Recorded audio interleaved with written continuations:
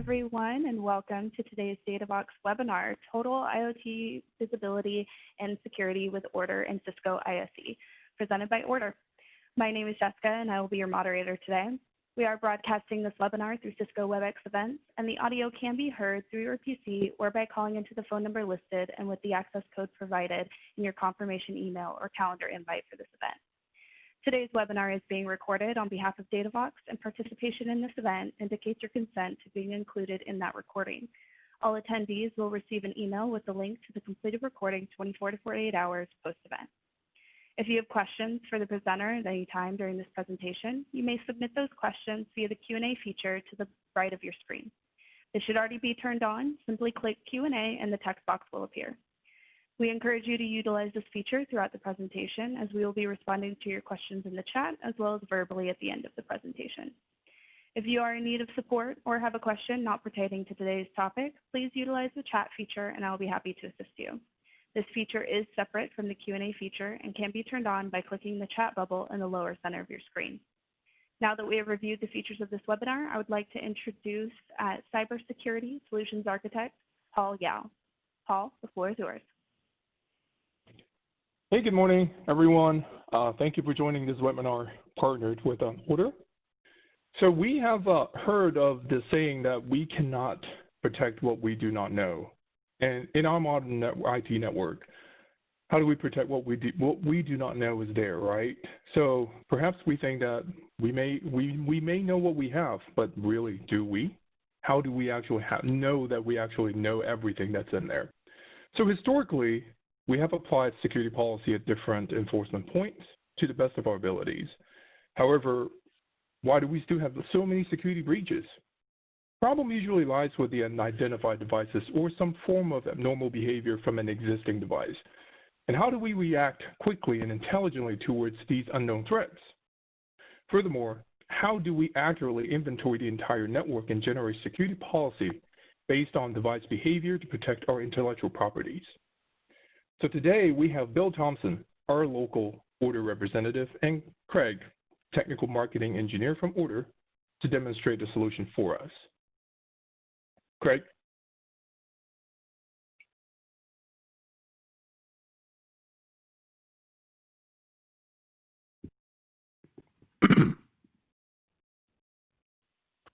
I think you're on mute.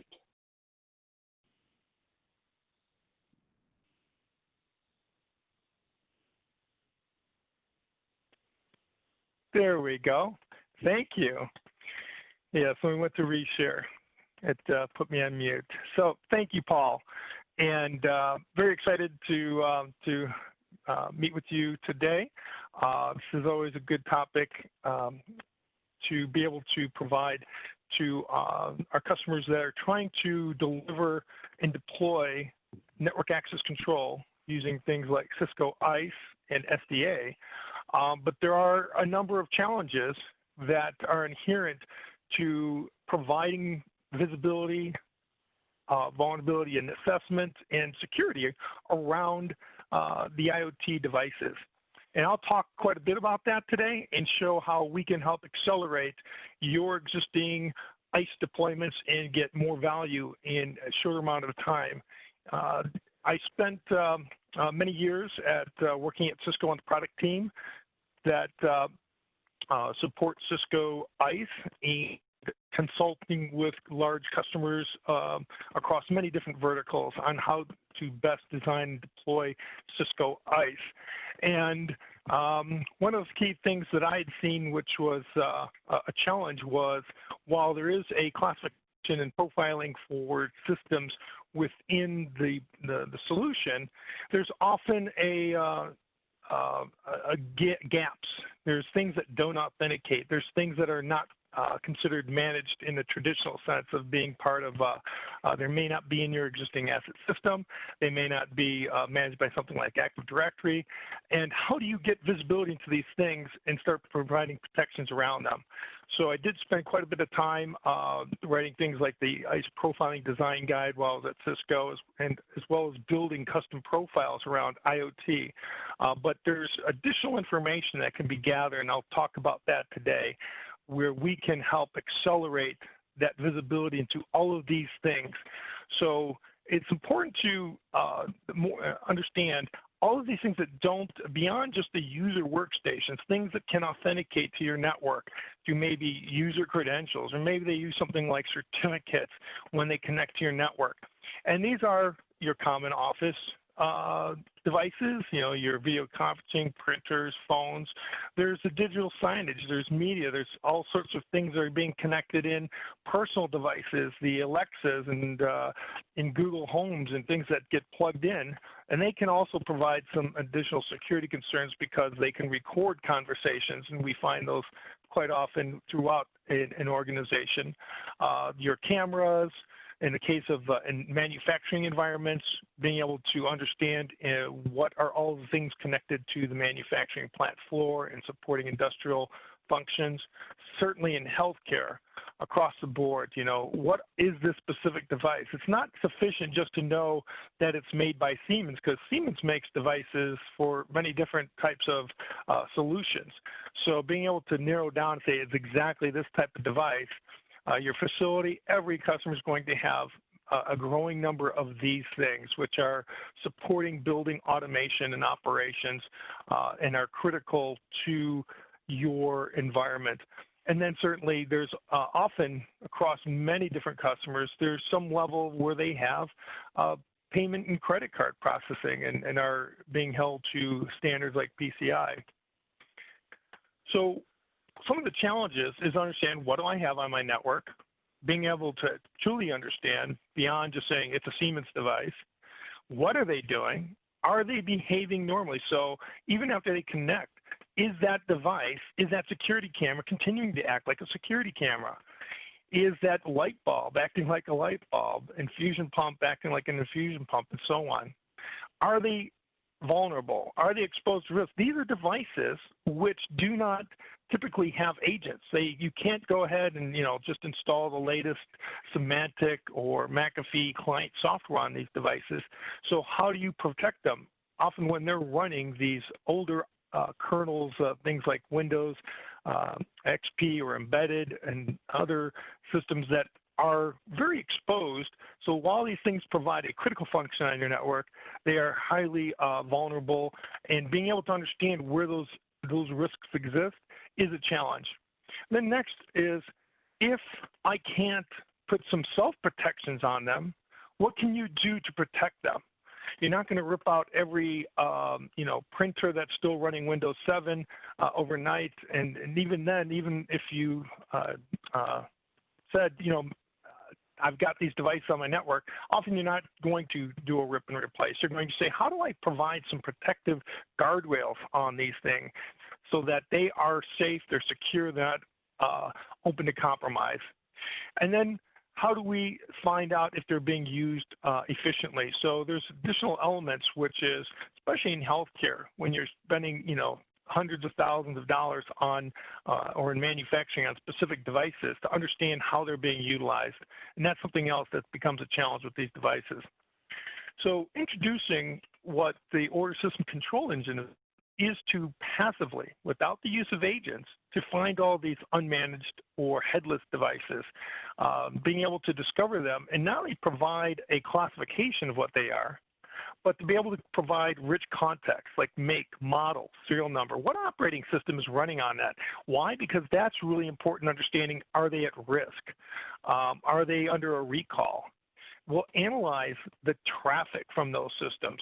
So we'll look at the flows, be able to understand what these devices are doing specific to your environment, and if they're behaving normally.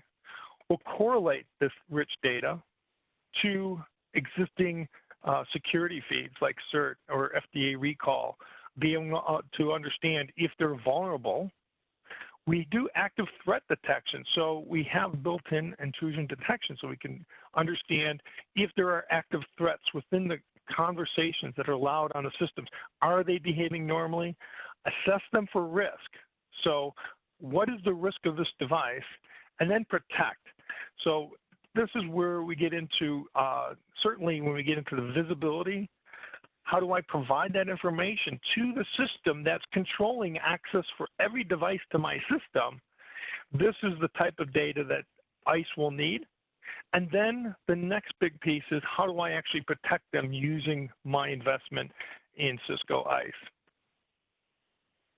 So I'm going to give a little bit about, because once I start showing you the type of visibility we provide, the next question is, well, how do you do that? You know, it's like watching the magician on the street and saying, how did he make that coin disappear? Well, we're going to first, why we're different from typical network access control is that we are breaking open the packets. So we inspect the traffic and being able to decode the protocols that are used for things like building automation, healthcare, manufacturing, and other typical protocols, and being able to inspect and provide a richer classification and get the and pull out the metadata, the information that really tells you the details about that device. We'll also marry that information with your existing asset management system. So you already have an asset system, and you're wondering, how can I make sure that what I think I have on my system is up to date? Or how do I feed that rich information I've already put into this system? You know, it could be ServiceNow, Nuvolo, or some homegrown app. It could even be a spreadsheet that you pulled into our system and be able to say, you know, I'm tracking like who owns this device, when is it up for maintenance, and that information might be actually valuable to understand if it's not just a camera, it's one of our cameras, one that I trust or should be trusted to be on the network. While we're watching the conversations of all the devices, we're able to map each device to a specific behavior policy that is unique to your environment. And the reason I'm going to focus on that, because there are cases where you could say, well, what if I called my vendor and I said, can you tell me what you think this device should be doing on a network so I could build some controls around it? First, that often is very difficult right there. Often the vendor won't know. But even if they did, what they're going to give you is a very high-level template of what that device could do, but it's not going to be specific to your environment.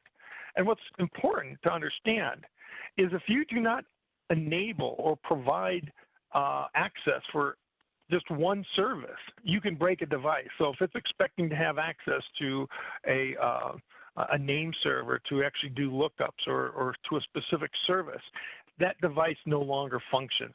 And that's why it's so critical to understand exactly what these devices are doing, so we can build what we call a flow genome. It is a map of all the conversations for each device or group of like devices, and also track which of those communications are at risk. So that's the device intelligence that we will pull out, and then marry that to what from other sources in the system, such as you have to understand which users are connected to that device. Let's pull in information from other sources as well as network intelligence, so I know exactly where these devices are connected at any time. So not only do you have a understanding what do you have, but where is it, and why that's critically important is because a lot of your security tools are based solely on something called the IP address. Well, if the device is moving around or gets a new address through something like DHCP, being able to accurately track what that current IP address and being able to then feed that to all of your other systems so that they now have this rich intelligence of what these devices are. We will take that flow information, that behavior model, and generate enforcement policies. So in the case of something like Cisco firewalls, being able to generate the policy that protects maybe that badge access reader, or a ACL that gets pushed through ISE, or TrustX policy that protects that PLC that's running your plant floor. So this process is fully automated, and this is going to be critical when we talk about how we leverage and provide success to your ISE deployment. So let's look at some of the different deployment models, because one of the next things people ask is, well, what's part of this deployment? Well, we have what we call the sensors. These are the things that connect into something like a SPAN or TAP or some other packet broker. You might already have something like NetScout, Ixia, Gigamon, and be able to do that reading of all the data passively on the system. That information we then feed just the information, the metadata that's necessary to make to process the analytics to our analytics engine. This can reside on your campus. Some customers prefer that all of their data stays on premise. And then we send and are able to provide security and threat feeds from our cloud service. But if you choose, you can have that analytics engine be as a cloud service. We typically will have at least one sensor on premise, but because we consume information from so many different sources, we do not have a requirement that you push sensors or have sensors throughout your environment. You can be very frugal in terms of the footprint of how many sensors. Normally we'll have a sensor per major location, or if you had a very large facility, that might require to get the visibility that you would like to receive for that very large, if you have hundreds or thousands of users within a facility, that might necessitate having a sensor for additional visibility. So now I want to get into the integrations. So the topic today will be this first item, how do we provide value to Cisco ISE? But I also want to call out, because you may already have investments in things like software-defined access, looking at doing group-based policy with TrustSec, Meraki, NCS Prime, and StealthWatch. So we integrate with each of these systems, adding extreme value to the ecosystem. But I'll focus, I just wanted to make sure you were aware of these other integrations that we have to augment your Cisco investment. So how do we tie in? Well, I mentioned already we have a sensor that can use something like span or tap, and even consume things like Netflow. So if you want to see conversations that might be at a remote facility or in a very large campus, you might have communications that are happening locally, we can augment our visibility to the sensor.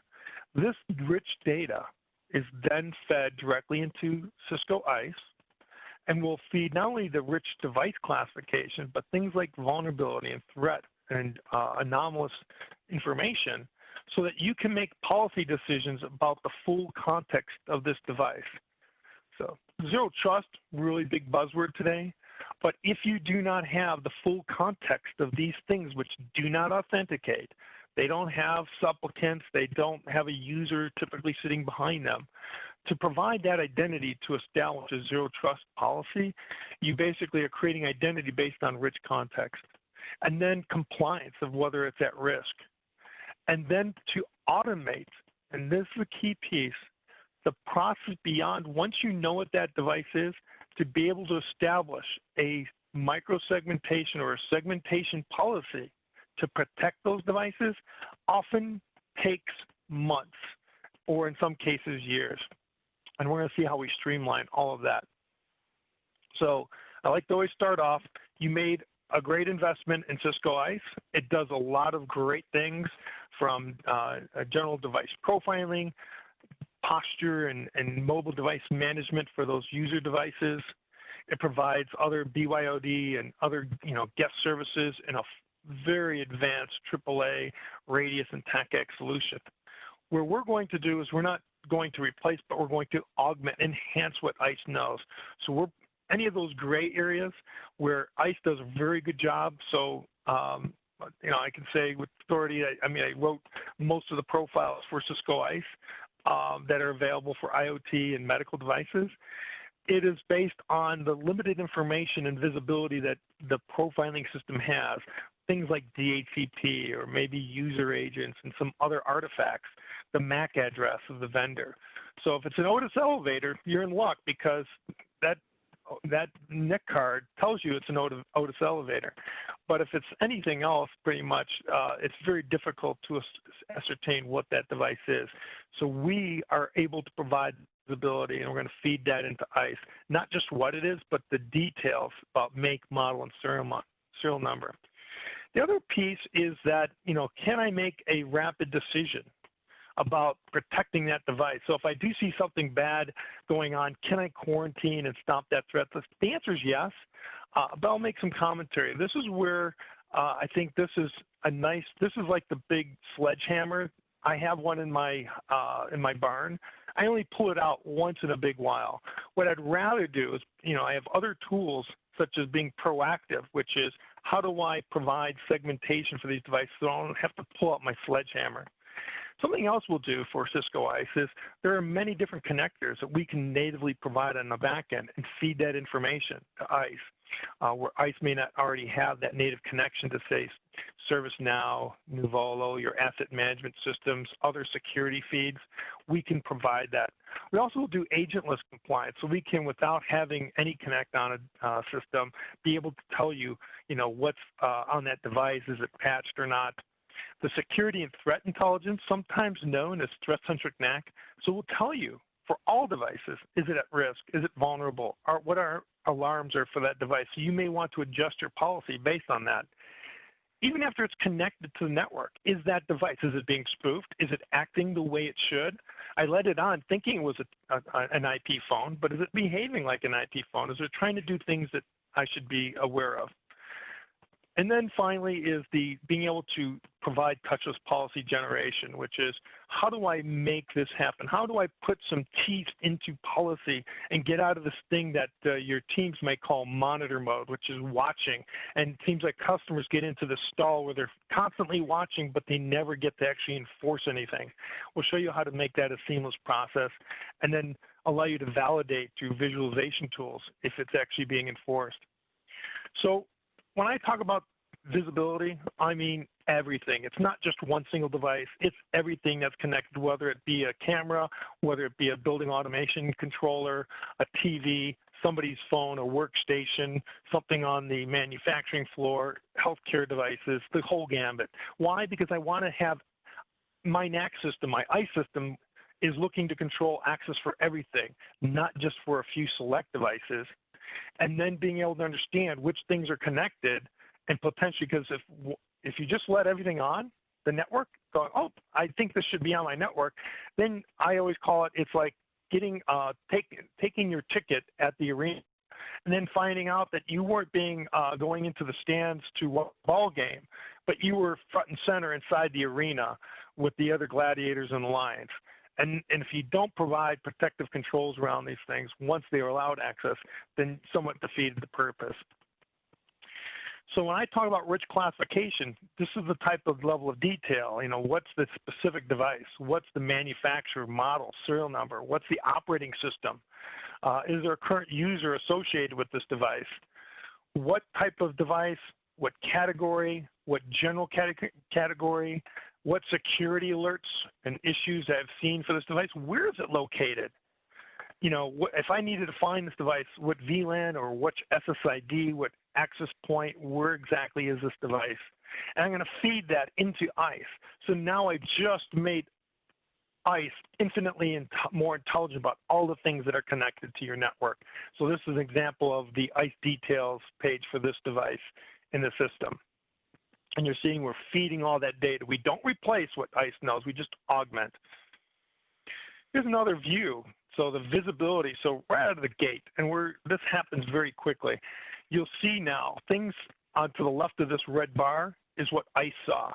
And if you had loaded my medical NAC profiling library, you would have seen this would have showed up as Smith's Medical. Well, that gives you one closer step to understanding it might be a certain type of device, but certainly won't tell you a specific type of device. Certainly in things like Siemens, who knows what that device could be, but we'll tell you exactly what type of device category and feed all that rich security data. And you're seeing here operating system data. So now any of this data can be used not just for visibility, but also for creating policies. We will retrieve information. So we will create a repository, and you're seeing as an example, we're fetching information from ICE, Prime, Meraki, and other sources. So you have a total view of all the devices and their information, and then can create your own custom reports based on an aggregate of all the data from different systems.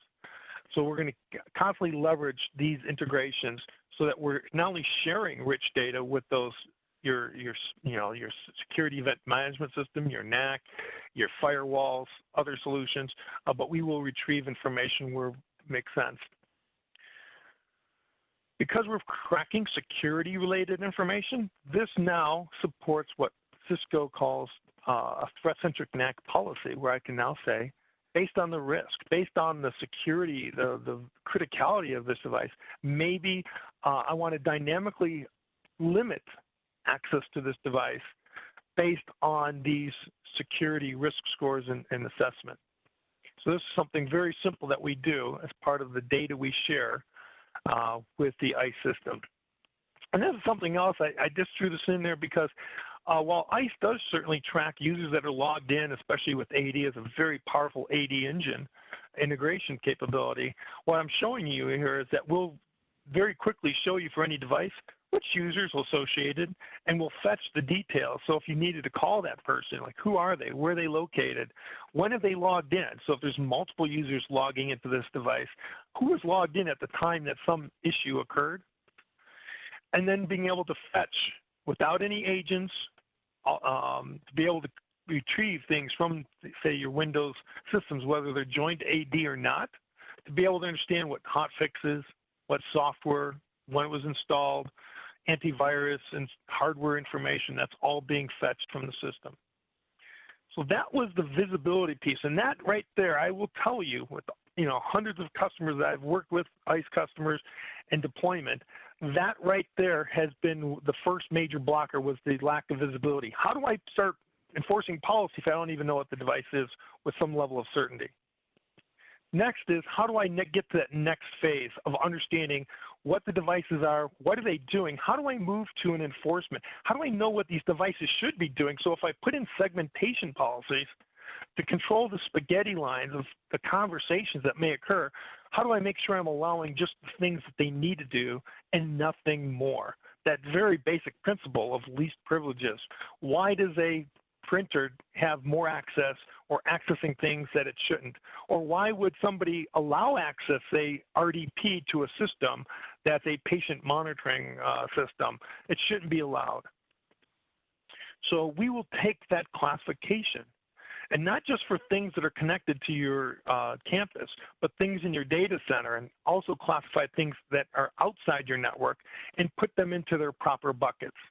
So they're all categorized for you, and then group those in a way that you can visually validate which things are in every group, whether it's internal, external, and then create a map. And this right here, we actually just got a patent on our ability to, on this view, which is to say, allow me to see all the different types of devices in my network, and then being able to see very quickly, oh, I've got communications from my medical devices going outside to the internet. What are those conversations? Should I expect that? Is that safe? And break that down by model. What is the flow conversation? So this is our flow genome, where we show every little step in this spiral staircase is a different thing that it communicates in the ports and the protocols, even down to the device level, to understand what is this individual device doing? Who is it communicating with? When did it do that? Is this normal? Is it related? Is there any threat activity related to that conversation? So we can now build not only an understanding of what's anomalous, but also the foundation of true segmentation policy. So let's talk about segmentation. Well, there's that rapid threat. This is the sledgehammer. Now, while there's some good use cases for this, this to me is not the first tool I pull out of my toolkit, is that sledgehammer. And so this is where a lot of systems will talk about containment. But this is the bull's already in the house. How do you get it out of your house? This is that sledgehammer. Let's take that animal analogy a little bit further. When you look at saying, how do I provide segmentation to my network using something like Cisco ISE? Often the way you look at it is, I've got all these things on my network, different types of things. How do I put them into different buckets to say, well, my employees or my guests should be in one group. My medical devices or my building automation devices should be in another group. And just like the zoo, you're going to have some which are, need to be protected, some that need to be quarantined, some that are at risk, because maybe they're running very vulnerable operating systems. They're known to be at risk, but can't be protected through traditional means like some type of security agent. And then you know that you've got some bad actors out there. And the point here is, while this is a very good way to start your understanding of segmentation, I would call this a top-down approach. If you look at it in the world of IoT, this light bulb or the zebra, does it really need to interact with the elephant? Probably not. So does a light bulb need to talk to another light bulb? Does a patient monitor need to talk to another patient monitor? You know, and so on. It usually is the case that the things within here becomes your new soft center, where if one of them gets, if you have one security camera that gets compromised, they all get compromised because they're all in the same bucket, and you often don't have visibility into that. But there is cases where different things need to interact. So you might have a zookeeper that needs to have interaction with all of these. And that's a case where you have to understand what is the relationship between each of these groups. So I'll talk now not only from a top-down but a bottoms-up. What is the difference? Well, top-down is the idea that you often will have users or multi-use devices, things that could potentially go anywhere, but you need to contain them to only do the things that they should be doing. And this is very common how customers think of policy and saying, well, I've got these devices or users. How do I only allow them to do certain things based on their group membership? And that's more of a policy-driven approach. But if you look at IoT devices, they don't, out of the box, need to go everywhere. They have a very prescriptive communications of what they need to do. And it might be like doing 5 things or talking to 10 things. The point is, once you understand what those are, why would I allow anything else? It's not a matter of restricting what they natively want to do. It's a matter of just saying that's all they can do, so nothing else can come in and compromise them. Or if they were compromised, have them do anything other than what they were designed to do. So creating this is essential into establishing microsegmentation and zero trust for IoT. So how do we do that? Well, first, we're going to provide visibility into what that device is. We'll then map it to a specific behavioral profile, its communications, and then take that behavioral profile and then translate it into the actual language that ICE can understand, whether it's applying it as downloadable ACLs, wireless ACLs, doing VLAN assignments for the larger macro segmentation, group-based policy with TrustSec or SDA, or even firewall policies, which isn't necessarily part of ICE, but something that we'll be able to help automate.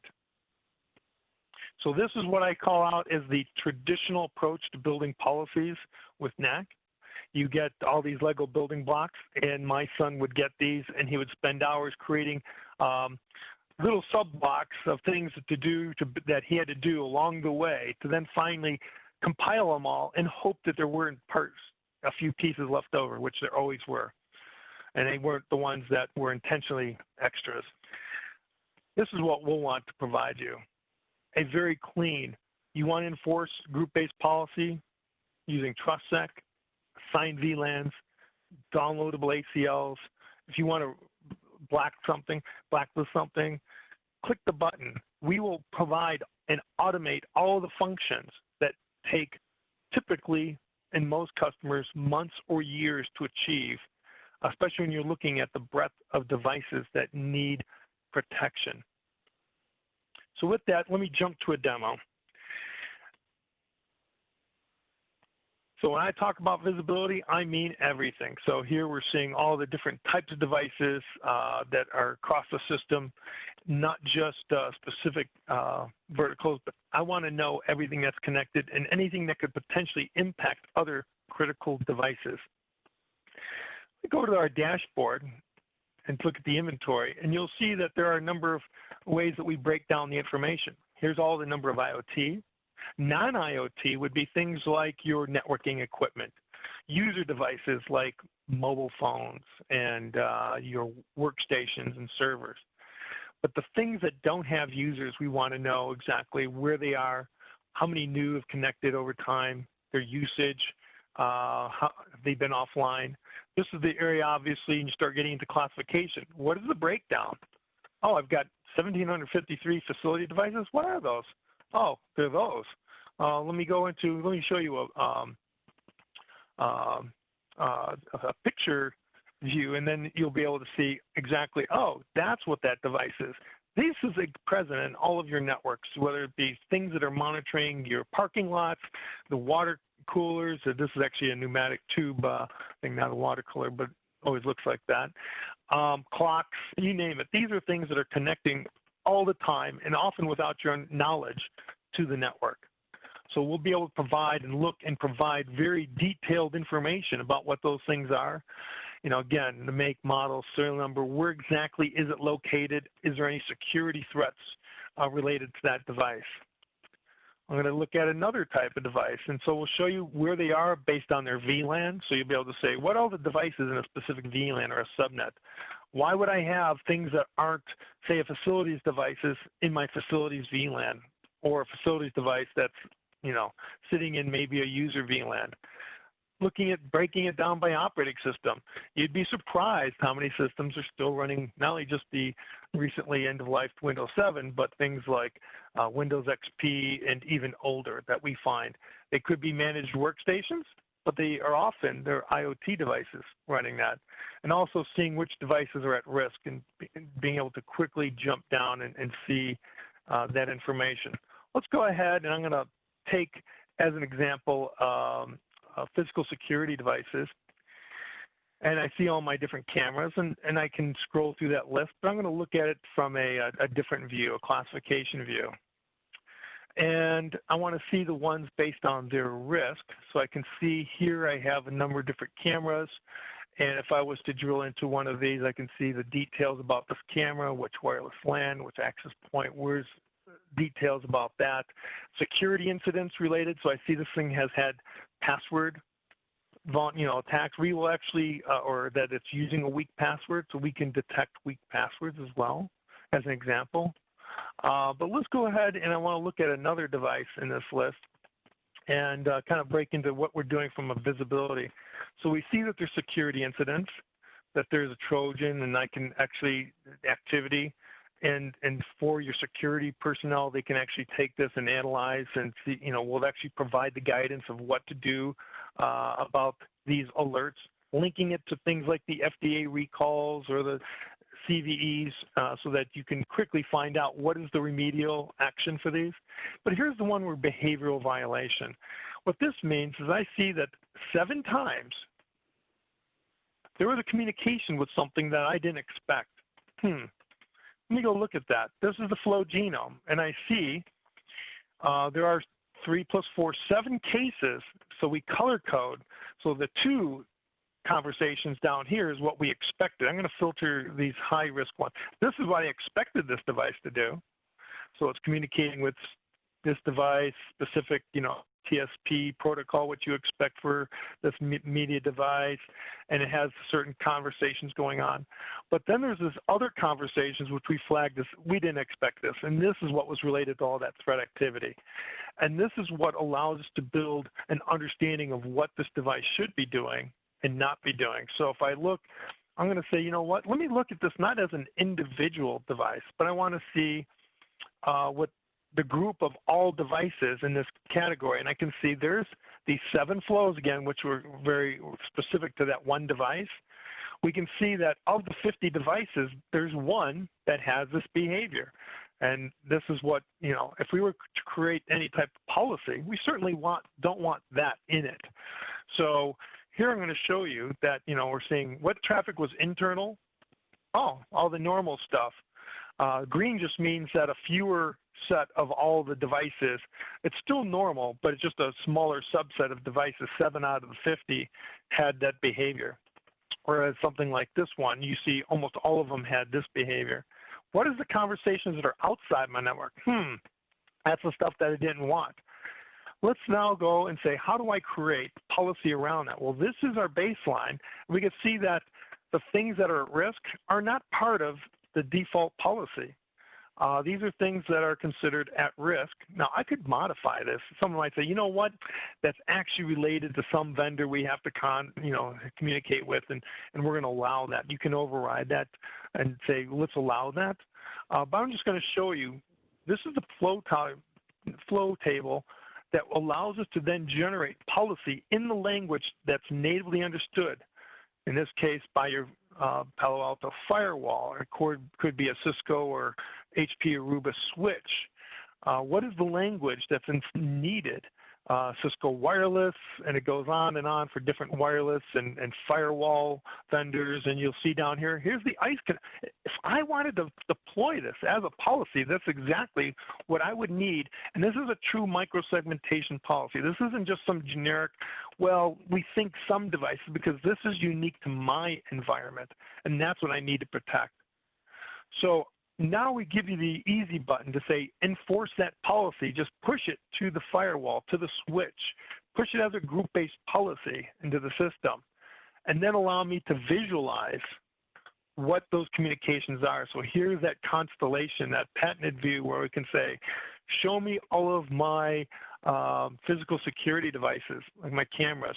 What are the conversations between another group, or things in my data center, or things outside my network? And I see, physical security cameras or other devices talking outside the US to known bad URLs. And when I look at that, I can say, I've got these 3 devices. Where are they going? China, Japan, some site, and other sites that now allow me to say, this is certainly not expected behavior. So I will now move on. I just wanted to kind of show that we provide that visibility, whether it be on VLAN, based on SGT, so we have the same views for security group tags, and being able to see what things are talking to what based on either their tag, their VLAN, or subnet. And that provides extreme visibility into what conversations are actually happening. So now I'm going to switch over to show how this works in terms of the ICE integration. So first thing is that visibility.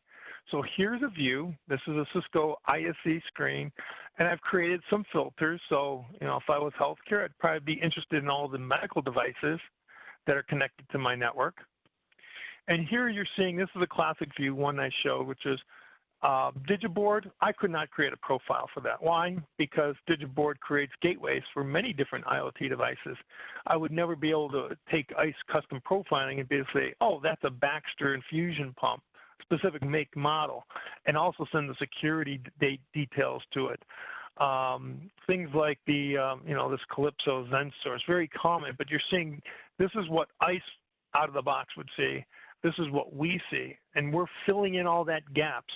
Let's look at our media devices. What media devices? And you're seeing all the different things like digital signage, TVs, badge readers. Let me go ahead and look at my cameras. So these are all of the different cameras that we saw. You can see where it might show up as an access device. We'll tell you specifically what type of camera, any security and OS information related. And if you had ties to your asset management system, wouldn't it be nice to have that data show up in ICE so you could quickly see it? Your facilities. And again, there's different ways of slicing, dicing, but I'm just wanted to highlight the vast visibility you have now, and policy can be built on your facility devices. Like I want to assign all facility devices to a specific VLAN or give them a specific microsegmentation policy. You can do that. So I'm going to go ahead and now show you some quick examples, and we'll jump in some Q&A.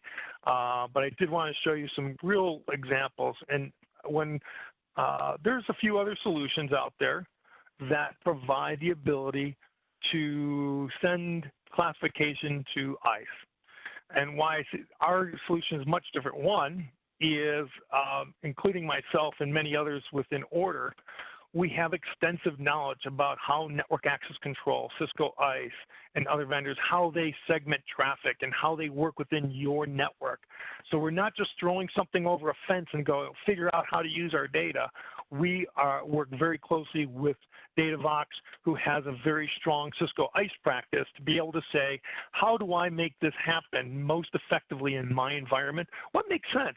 Should I be using downloadable ACL? Should I be using VLAN assignment? Does TrustSec make sense for my organization? We can help and show how we can fully automate that with your environment. So here I have a live environment that I have a number of devices, And if I look, I have, and I'm just going to pick on one specific type. This could have been any type of device, but I'm going to pick on a medical device here that I have that's speaking things like DNS. It's speaking a medical protocol, DICOM, and some other flows. But this is the behavior that this device, I see what policy ISE is previously assigned to this device, where I saw it located, how it was authenticated, what policy it was assigned. But what I do is now I can very quickly say, you know what, today, I'm not going to boil the ocean. I'm not going to expect I flick a switch and then everything is in enforcement mode, which would be highly risky. I'm going to lock down access for these devices which I determined were at risk. And I'm going to go ahead and then be able to say, I could generate the policy and tell you what it should look like if I wanted to just hand it off to somebody. And you'll see at the bottom here, here's what the ISE policy would be for this device to allow them to do only the things they need to do and nothing more. I'm going to just click the button. And in that moment, I now switch to ISE, and you're going to see these are some ACLs that were on the system. I'm going to refresh. You're going to see that there's a new ACL, the exact same ACL you saw within our interface. And by the way, that patient monitor is not, the patient monitors are now getting that new ACL pushed to it. So they are now getting that new microsegmentation policy. I didn't have to put together the 100 Lego bricks to get to this point. I didn't have to create all these custom profiles and policy rules and all this. This was all automated for me. Let me show you another example. Let's take, I've got my traffic analysis view, and I have a bunch of networking devices, and I can say what devices, well, I expect these devices, these are a number of things which are my networking devices, are in the right VLAN. Oh, why do I have networking devices in the employee VLAN? And here's a case where I can say, well, I know this access point right here, that should be in a different VLAN. I'm going to put that should be in my wireless VLAN. I'm going to do that. And while I'm at it, I'm going to show you another quick example is maybe I have something that is of risk that I want to be able to say, like this phone right here, say this device, whatever that device might be, I want to quarantine it. I'm going to go ahead and quarantine that device. I'm showing you a bunch of different ways because I'm going to then show you the output that I generated. I have a bunch of UPS systems in my network. What is the flow behavior for that device? And I can see that there's a number of things, and this is a classic case where if you went to the vendor and said, what should this device be allowed, because I did, and it gave a handful of things that maybe this device could do, but I enabled a bunch of stuff on this device. So very unique in my environment, I have things going on that would not be applicable to some other customer's site. Very unique to me. And I will be able to then say, generate the policy for this device. And here, I can generate that as TrustSec. Let's go ahead and do TrustSec. And by the way, I actually have, in this case, I have a firewall, and I've already updated it with all of my UPS, these American APC UPS. It now knows it. So if these devices move about, get another IP address, I am not locked to my network scheme. A consistent policy will be applied to these devices. And I'll show you that in that moment. And when I say enforce policies at the firewall, I'm going to be able to show you how this all came to play. So now you will see there's that one device that got the ACL. There's the quarantine device. So there's the device that got quarantined. If I go to my TrustSec policy, I'm going to go ahead and refresh the screen. You'll see that I built out the full TrustSec policy with the scalable group tags, the ACLs of what's allowed between any two groups, as well as building out this matrix. And if I look at my firewall, I've automatically applied microsegmentation policy that applies very specifically to allow my UPS systems that power my backups from all of my systems to only do the things that they should be doing. So how you choose to segment your network, because there's some things that might be better performed at a firewall versus maybe at the switch level, and vice versa. So we're able to provide that consistent policy across all. So I know that was a lot of information, but I hope you get a sense. I've, again, spent so many months and years working with customers where the visibility has been such a blocker for them in their ISE deployments that they felt like they never got out of the gate.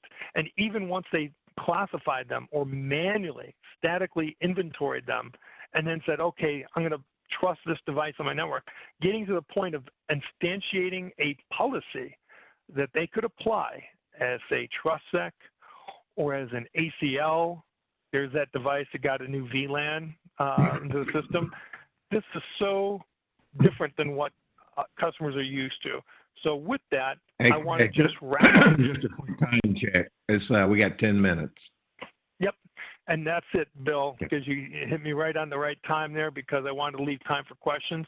I just wanted to wrap up to say, you know, some of the things in blue are the things which I feel that have really, you know, the key thing, which is passively and without any agents, feeding all that high definition, high res context to ISE, being able, you know, across different systems and feed that into Cisco ISE, allowing you to see what's at risk across all devices, and you can implement things like threat-centric NAC, rapid quarantine. But this is, you know, the typical way you want to do that is through leveraging the power of ISE and all of the tool set to protect those devices on your network. And those are huge value opportunities to really accelerate your deployment as well as achieve much better outcomes. So with that, you can get more information. There is on the Cisco website, it's moved to what they call the Developer Exchange, and we have some videos. There's Ordr.net or DataVox.net where you can get more information. So just wanted to provide that additional information. Where can you go? And certainly we look forward to having a deeper conversation with you to show how simple this could be. I'll open up the Q&A.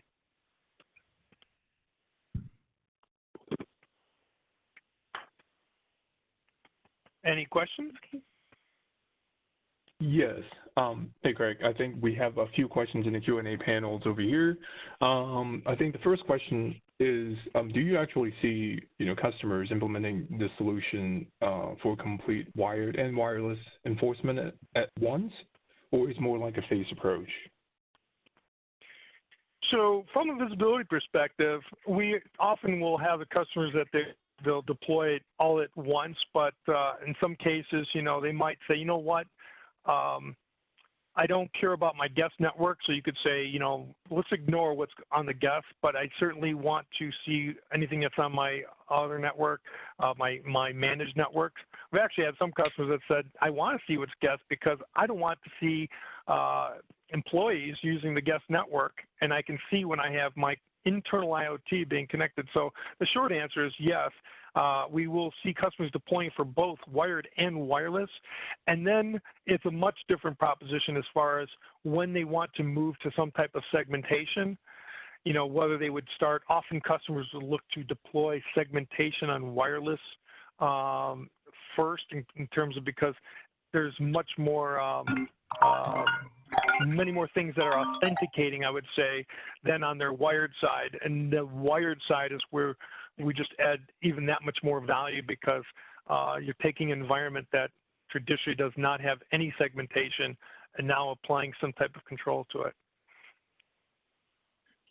Okay. So it's the second question is, so it's from a NAC solution standpoint, does this Ordr solution integrate with any other security tools outside of only Cisco ISE? What about Cisco firewalls or and other security products? You bet. So the first thing is once we have this, you know, we establish this in rich context about everything on the network, you'll want that information in all of your other tools. So whether it's feeding it, for example, to your security event management system, your SOC tools, logarithms, Splunk, being able to feed and exchange this data with your asset management and service ticketing. So if you see an incident, I'd like to have that generated as a service ticket, say in ServiceNow, remediate and provide a full life cycle. Vulnerability assessment is another classic integration. We have customers that are very concerned about scanning critical IoT because in some cases they may even knock it over.